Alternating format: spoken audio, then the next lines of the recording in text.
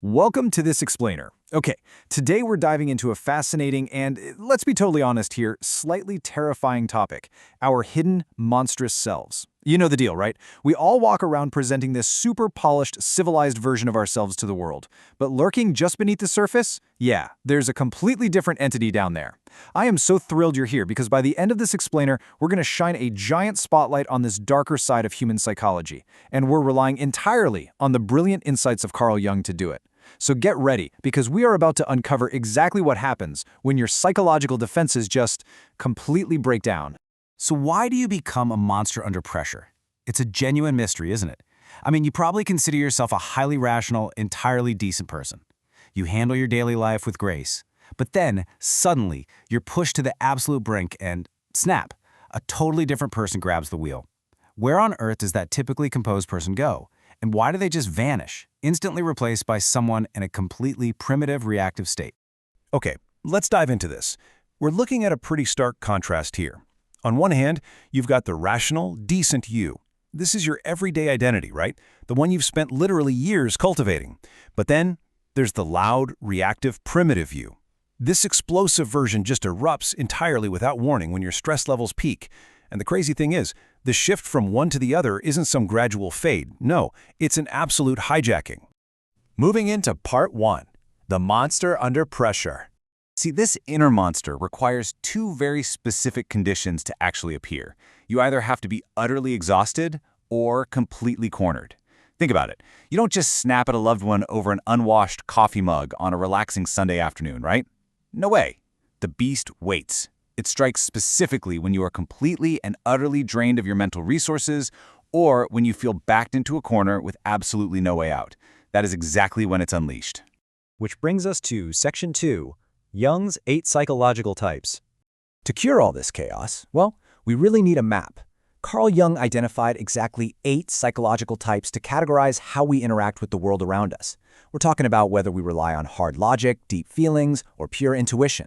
And we all naturally gravitate towards some of these, building our conscious personality right around them. But here's the catch. In doing so, we inevitably push other aspects of ourselves deep into the shadows. By understanding this structure of 8, we are basically setting the stage to pinpoint exactly what goes wrong when we snap. Now let's look at Section 3, your inferior fourth function. We're moving down Jung's psychological hierarchy now. Jung called this the inferior function. What is that? Well, it's the neglected fourth function of your psyche that you have spent a lifetime refusing to develop. Basically, this is it. This is the monster. It's not some external demon out to get you.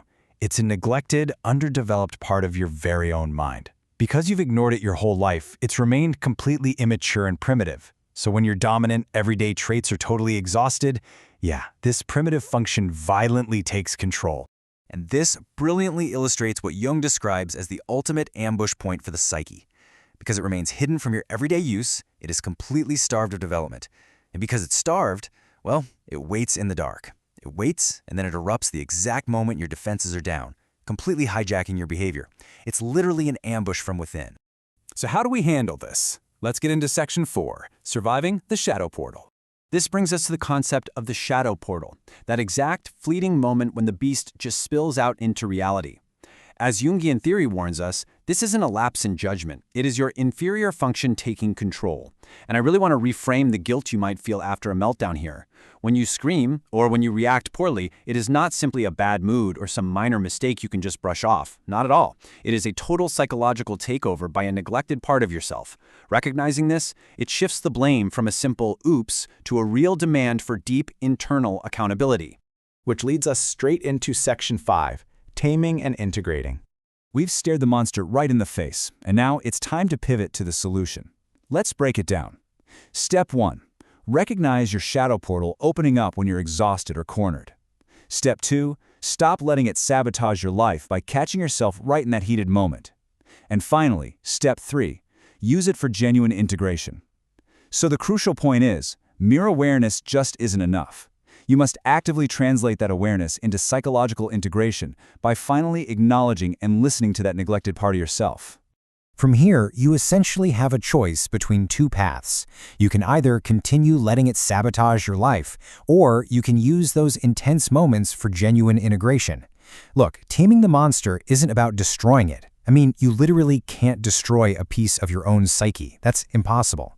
Instead, it's about finally developing that neglected fourth function, giving it a rightful seat at the table so it no longer feels the need to ambush you in the dark. Which brings us to our final thought to wrap up this explainer. What does your monster look like? And are you finally ready to tame it? The next time you find yourself exhausted, cornered, and feeling that primitive reaction bubbling up, just remember Carl Jung's map. Don't run from the shadow portal. Face it, integrate it, and take your power back. Thank you so much for learning with me today.